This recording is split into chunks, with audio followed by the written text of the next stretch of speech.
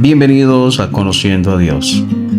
Dios es justo en todas las maneras y en todos los tiempos con todas las personas, en todas las situaciones.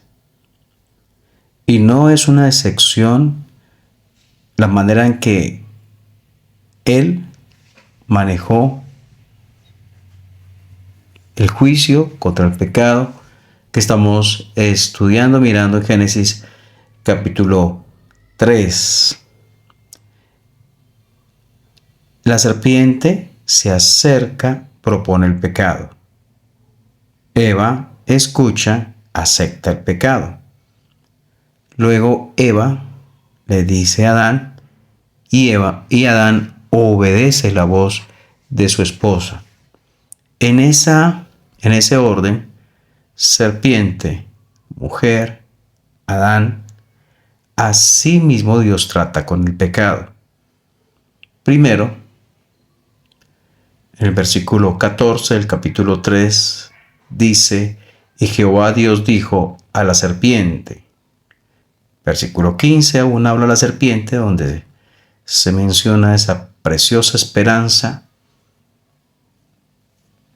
de que iba a ser destruida, aplastada por la simiente de la mujer.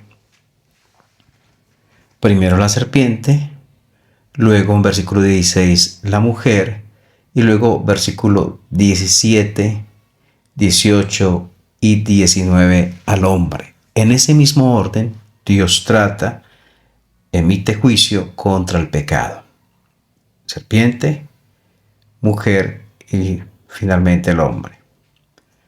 Y en el versículo 16 habla a la mujer. Dice, a la mujer dijo, multiplicaré en gran manera, dice, en gran manera, los dolores en tus preñeces, con dolor darás a luz los hijos, y tu deseo será para tu marido, y él se enseñoreará de ti. En primer lugar, hace referencia al dolor. El dolor, nuevamente, está asociado con la aparición del pecado. Si no hubiera pecado, en el mundo no habría dolor. Aquí hace referencia al dolor, no solamente al dolor físico, sino al dolor que tiene que ver, aún el dolor, por decirlo, emocional, o no solamente físico, sino interno de la mujer, cuando enfrenta el parto. Con dolor, habla de los dolores en sus preñeces. Muy bien, con dolor darás a luz los hijos. Y sabemos que Dios dejó un recordatorio de la consecuencia del pecado, pero también la bendición de tener hijos y de criarlos y de participar en la crianza de ellos en el temor del Señor. Habla en medio del juicio contra el pecado, habla de que todo no termina ahí, porque está hablando de hijos, o sea, generaciones futuras, generaciones que aún no estaban, serían. Dios no cortó allí todo porque lo pudo haber hecho y acabado. Dios dijo, esto aquí no termina, continúa. Con dolor darás a luz los hijos, generaciones futuras, y tu deseo será para tu marido, y él se enseñoreará de ti. Entonces habrán luchas de voluntades en la relación matrimonial, hombre y mujer, donde la mujer debe reconocer que Dios ha puesto al hombre allí en el hogar y en el matrimonio como cabeza, sin decir que el hombre, no debe tener en cuenta a la esposa en sus decisiones, pero sí como el responsable de tomarlas y ella de sujetarse. Tu deseo será para tu marido y él se enseñoreará de ti. Efesios 5 dice, versículo 21, someteos unos a otros en el temor de Dios. 22. Las casadas estén sujetas a sus propios maridos. Es interesante cómo termina el versículo. Como al Señor.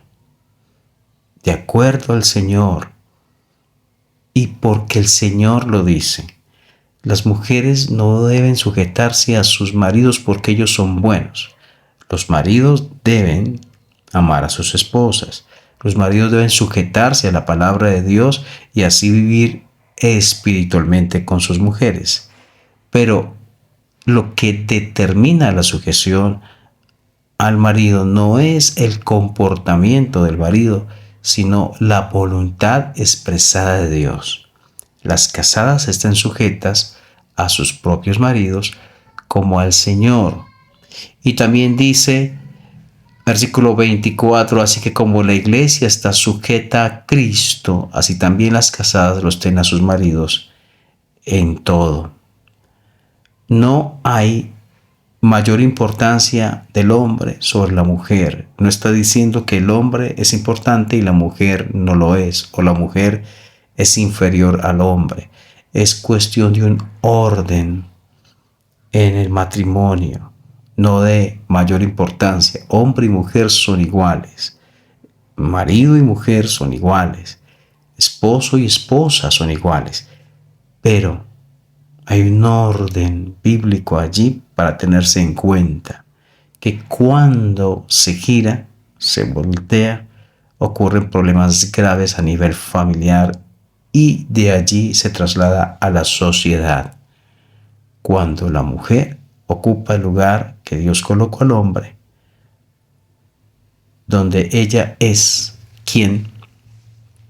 a quien el hombre debe sujetarse. Pero no es así, no lo enseña la palabra de Dios.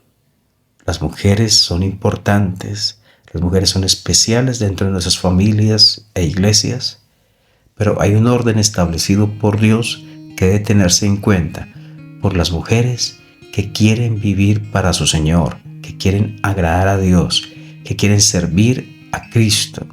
Deben tener en cuenta la palabra de Dios, lo que ella enseña. Y el marido también, y el esposo también, sí. Pero aquí estamos hablando en cuanto a la mujer porque estamos mirando el versículo 14 de Génesis, el versículo 16 de Génesis capítulo 3. Ahora, un abrazo para cada uno y sigamos aprendiendo de Dios y amemos su palabra.